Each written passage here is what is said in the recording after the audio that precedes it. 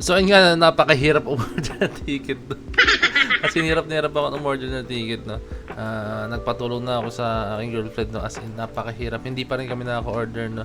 And tinry kasi last minute kasi kanina nakahanap kami ng Metrobank kasi correct me if I'm wrong, parang kailangan mo na Metrocard / Mastercard, no, para maka-order ka po, no.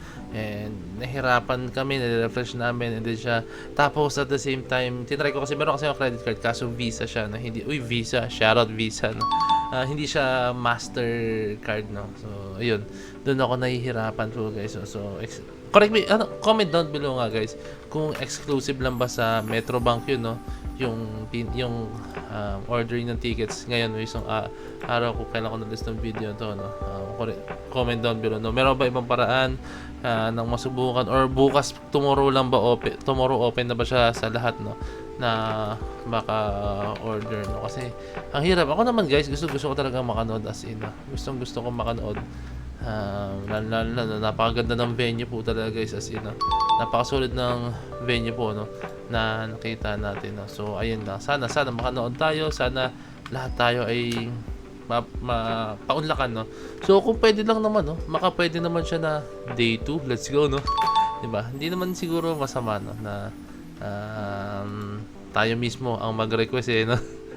Pero mali mo naman, 'di ba? And isa ko pa nakita, guys, no, napakaraming mga scalpers po talaga, as in, no. Nakakalungkot po na yung mga scalpers po na talagang hoard sila ng mga tickets, no. And itong photo to, guys, atin to, guys, okay?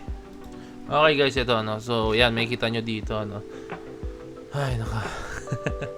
Wakata Simula Trilogy concert finale, no. So sabi niya, selling siya ng 4 tickets, 4 na tickets na VIP, gold, silver, no, DM if interested, no. So nakakalungkot lang kasi napaka-unfair lang din, no? Pero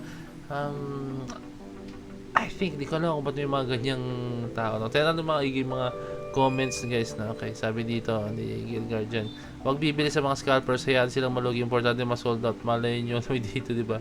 Bakit nila ginagawa yan? How much naman patong nila dyan? Ako din, if ever makasiguro bukas ng SVIP. Ayun, may mga hindi na rin naman na, guys, bukas na sila. Benta ko VIP dito pero walang patong. Kape lang pambawi sa stress sa nagbabakas sakali. Grabe, no, ano pa scalpers. Kaya nga po, daming hindi nakasiguro bakit mga scalpers ang bilis na makasiguro. Yun ang nakapagtaka, guys, no. Guys, wag niyong sisisihin po yung management ng SB19, ng Once Entertainment. Hindi mo nyo sila sisihin, no. Ito mga scalpers na talaga, guys, na meron silang way kung paano, di ko alam kung tama yung term ko, parang ma-hack or parang makapasok po ng as in sobrang tindi, no? Kasi ibang level yun, guys, no, di ba? Kung paano na napapasok yung mga ganyang klaseng bagay, no. Nakakalungkot, guys, no. Nakakalungkot as in, pero hindi na matatanggi na meron talagang ganyan, no. Siguro sinasabi na naghahanap buhay lang din naman kami, pero syempre sa tamang paraan naman, no. Paano yung mga taong gusto manood, no? And yun, di ba? Give chance to others. Oo, sige, I think okay din na binibigyan nyo ng chance yung ibang taong makanood, like binibenta nyo yung ticket nyo, pero in the first place, ba't ka bibili ng isang ticket tapos ibenta mo rin agad, no, di ba? Yun, guys, kung magandang intention mo, pagkabili mo, tapos kunyari, ay, hindi talaga ako available sa araw na to, no? Yung tipong no? Tsaka mo siya ibibenta, no? Like, hindi yung mismo. Ito kasi, guys, kung makita nyo, no? Ngayong araw din siya nagbebenta ng tickets, no? As in, kaya doon masabi, guys, na talaga scalpers to, guys, no? Intention niya po talagang ibenta and magpatong siya ng certain amount. Like, kunyari, magpatong siya ng 2,000, 3,000, something ganun, guys, no? Diba? Nakakalungkot as in, guys, no? May mga ganito mga tao po, guys, no? And, ayun lang. Sad reality, no? And isa akong pa nagusto dito, may nag-comment na asan na yun, yung wag bilhin, no? Hayaan nyo silang malugi. Diba? Nakakatuwa yung mga ganyan mga comment na. Okay, na ipapanood tayong video, guys. Ewan ko na panood nyo na to, no? Pero nakita ko lang siya sa aking Facebook. Sa Facebook ko, while scrolling, guys, no? Okay?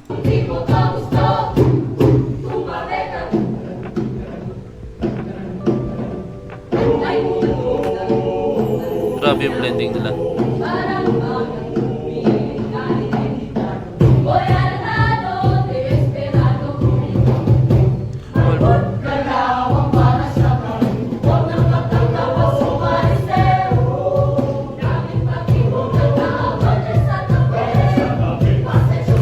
Galing.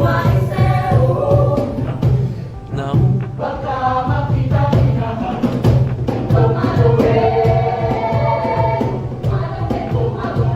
cute. Let's go. Let's go.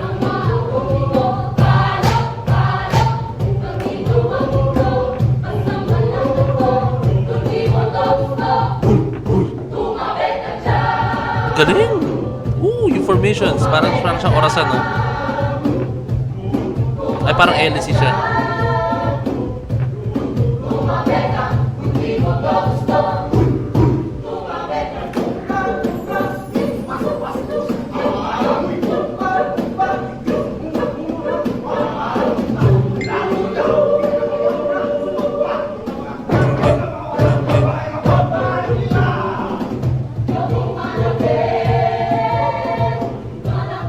Okay, yun na siya, guys. Yan yung mga ganyan talento, guys, no? As in, napakasolido, no? Na hindi siya purely yung like yung ginagawa ng SB19 na ibang mga pop groups, no? Like sobrang tindi talaga ng dance choreographies, no? Sila talagang ano siya, more on focus siya. Hindi ko alam kung anong tawag dyan, guys, sa ganyang klaseng larangan, no? Or sa ganyang sining, no? Para siyang, alam mo yung mga tunog tao, no? Tapos may mga blending, no? Tapos yung hindi nila kailangan sobrang kailangan mas focus sila sa vocals nila, no? May mga blending tayo naririnig, guys, no? As in, tapos yung mga ibang mga beats is nagagaling mismo sa boses nila, guys, as in. Pero may narinig tayo, guys, na beatbox, ha? May narinig tayong beatbox, ha? Ayan, may mga ganong klase bagay, no? So nakakatuwa, no? So a very big shoutout po sa nag-upload nito sa mga performers po na ito, no? Ayan, PASUC, PASUC Culture and Arts Festival 2026, na okay. Yun siya, sila yung grupo na yun, guys, na nag-perform, no? So, and guys, ulitin ko sa inyo, no, hindi pa rin ako nakasecure ng tickets up until no, so, meron pa naman yung hanggang bukas, so tingin tayo, no? So, comment down below, guys, kung ano po yung mga way na pwedeng gawin para makasunod po yung ibang mga tao and malaman nila yung mga bagay na hindi pa natin alam, guys, no? Actually, guys, to the point na tumitingin ako ano bang mga pwedeng gawin, no? So I think tomorrow may nakita ko na bukas sila, no, maging open daw tomorrow, no? So sa mga ano dyan, guys, comment down below and ipipin ko rin po yun, no, para po sa mga taong gustong malaman kung paano bumili ng tickets, kung ano pang other way, like kunyari pag yung may ganyan na exclusive lang siya for Metrobank accounts o users, no? Yun. So, baka meron pa ibang way, no? Para malaman din po na iba, no? Kasi, tulad ko, nung nalito talaga ako, ang pinaka, ano ko po talaga yung girlfriend ko, sabi ko, tingin ka pa na ibang mga paraan nga dyan. Yun, nang utos, no? Hindi kasi ako ganun kaano pagdating sa mga ganyan, nalilito ako pagdating sa mga ganyang klaseng bagay, no? Siya kasi ang medyo maano sa mga ganyang bagay since yung work niya is medyo related po sa ganong klaseng bagay, no? Ayun, siya yung pinaano ko. So, ayun, sabi niya sa akin, may sinabi siya sa akin, no? Pero, kaya guys, ulitin ko, comment down below and ipipin ko yun. Parang may mga gustong makabili po, no? Makita nila yung mga mechanics or rules or ba? Basta, yun, guys, na kung paano bumoto, mga instructions, guys, no? So, yun, guys, I hope na-enjoy itong video to and I hope na sana makapanood tayo lahat sa concert ng SB19, guys, no? This coming April po, guys. So maraming salamat po, no? So, yun lang. This is Point of View signing out. Peace. Let's G.